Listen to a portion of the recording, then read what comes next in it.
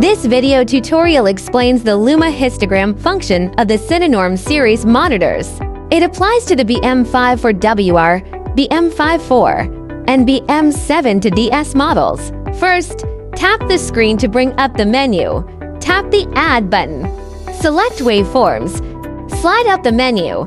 Then tap Luma Histogram to add and enable this function. On this page, there are 4 parameters you can adjust: opacity, load LUT, full screen, and position. Tap opacity, and you will see 4 options: off, 25%, 50%, and 75%. You can adjust the opacity of the Luma Histogram according to your needs.